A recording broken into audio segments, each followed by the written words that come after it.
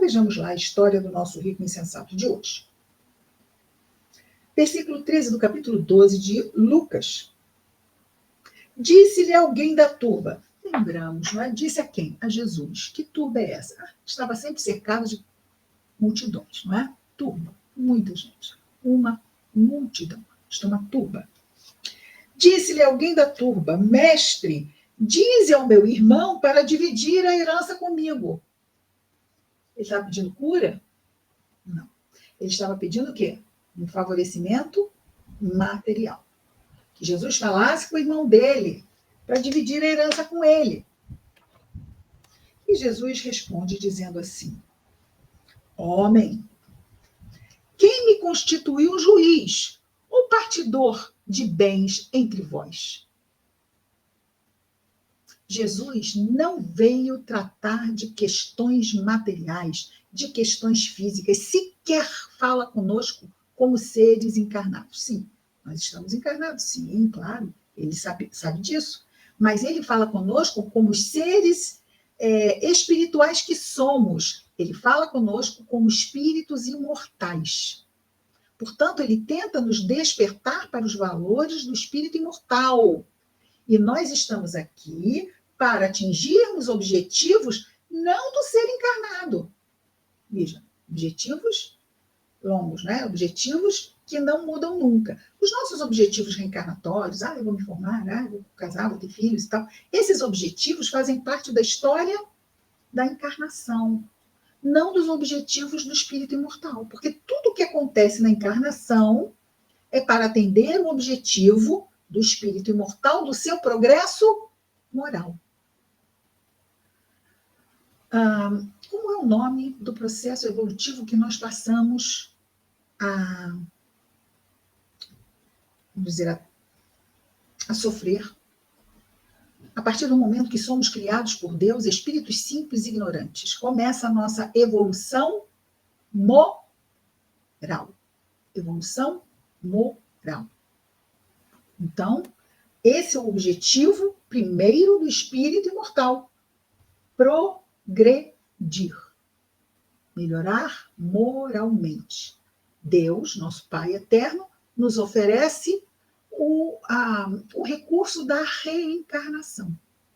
Nesse processo, nós vivemos as histórias em que assumimos personalidades e ali, naquele lidar, durante determinado número de décadas, nós vivemos experiências para desenvolver a qualidade do nosso livre-arbítrio.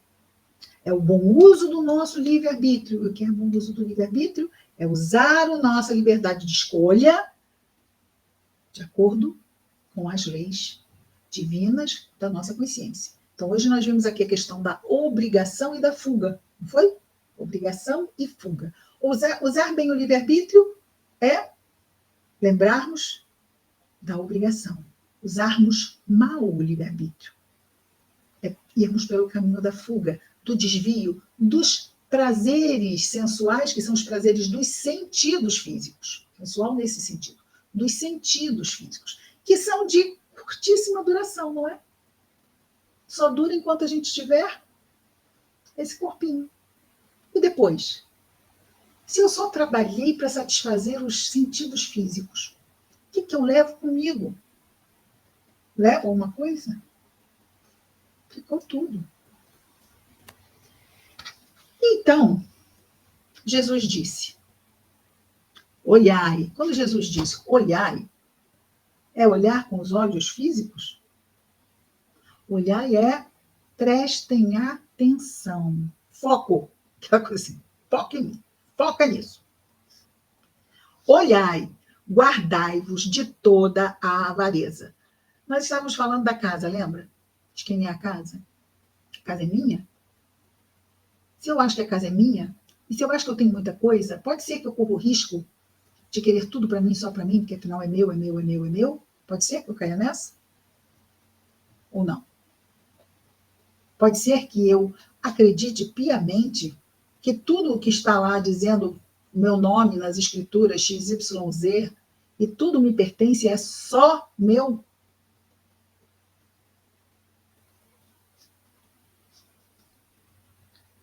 Porque a vida de alguém não está na abundância dos seus bens. Jesus fala para encarnados? Não. Então, a vida que ele está falando aqui é a vida transitória material ou é a vida imortal? É a vida imortal. A vida do espírito imortal. Portanto, a vida de alguém não está na abundância de seus bens. Eu estou encarnado, eu tenho uma abundância de bens, mas a qualidade da minha vida espiritual não está na abundância dos meus bens materiais. Porque quando eu desencarnar, o que eu tivesse todos os palácios da França, ninguém vai me perguntar isso. Isso não vai ter importância nenhuma.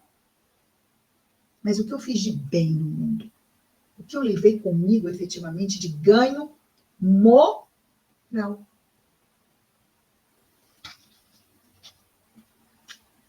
E aí, no versículo 16, Lucas diz assim: e contou para eles uma parábola, dizendo... E agora, Jesus diz, contando a parábola. A região de um certo homem rico, a região era dele, ok? Produziu abundantemente. E pensava consigo mesmo, dizendo: que farei? Porque não tenho onde recolher os meus frutos. Veja bem, ele tinha muito lugar para recolher os frutos. Só que tinha sido a colheita tão abundante que os espaços que ele tinha não eram o quê? Suficientes. Nós vamos ver, porque ele vai trazer essa informação.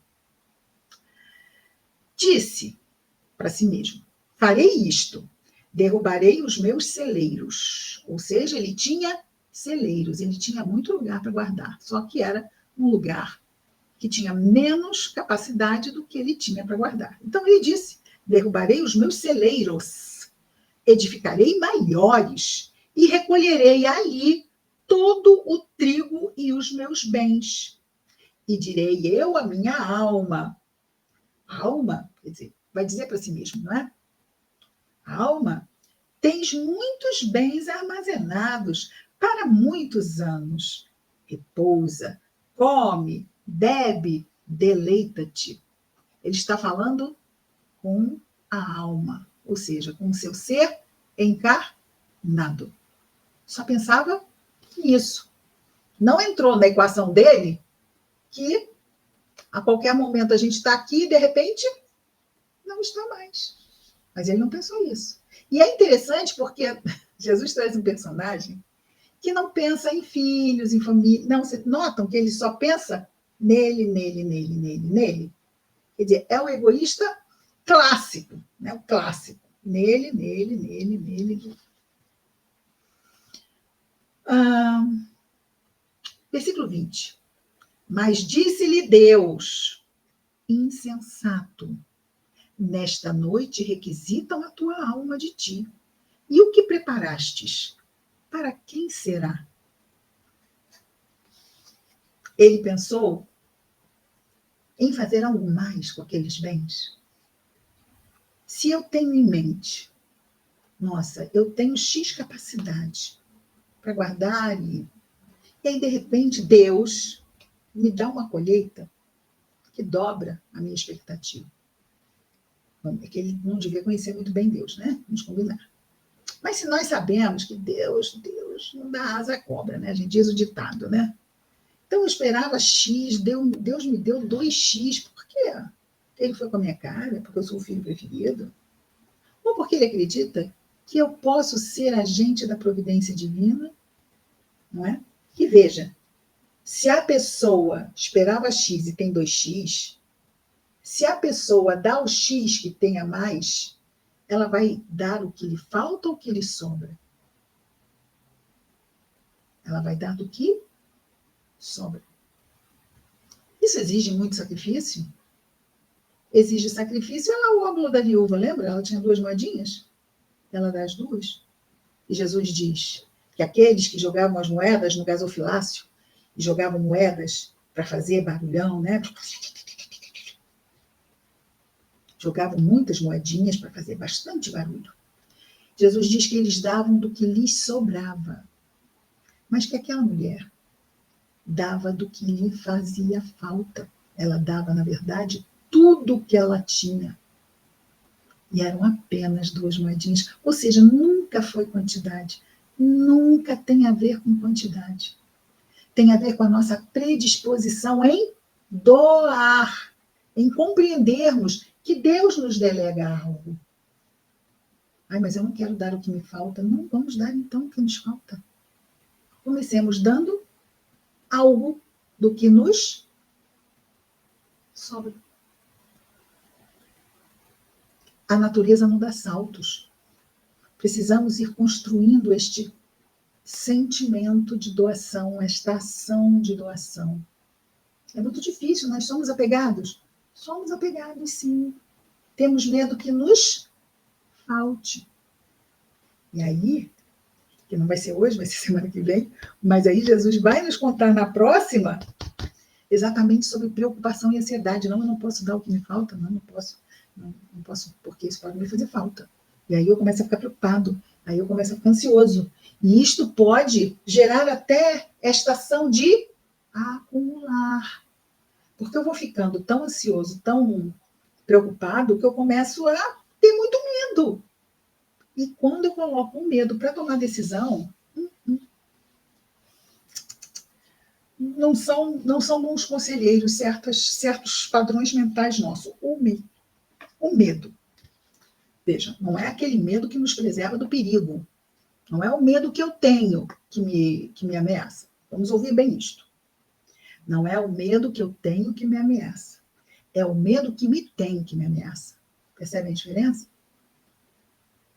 O medo que eu administro, ele tem uma ação importantíssima. Ele me faz parar para eu pensar. Peraí, não se joga nisso, não. Você já verificou se a pessoa é idônea? Você já verificou não sei o que lá? Você já foi lá verificar? Você vai comprar o carro, mas você nem chamou um mecânico? Não faz nada por impulso.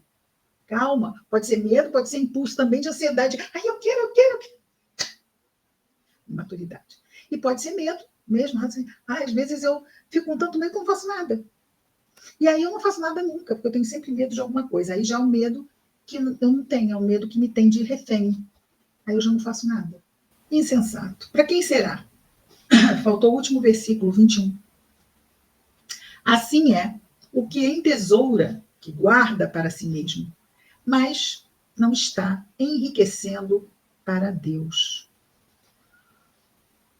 Está guardando para si, para uma personalidade que vai ter um atestado de óbito, e tudo que ele tiver vai virar herança. Em vez de enriquecer para Deus, é o quê? Trabalhar os seus tesouros espirituais. O que Jesus falou sobre os tesouros? Onde estiver o teu tesouro, aí está também o teu coração. Não é? Se nós colocarmos os nossos tesouros nas coisas materiais, morremos e ficam todos. Precisamos trabalhar as nossas relações de afeto, não é? Trabalhar as nossas oportunidades de servirmos ao nosso próximo, um dia de cada vez. Disse Jesus, a cada dia basta o seu não é? Ou seja, cada dia bastam as suas próprias lutas.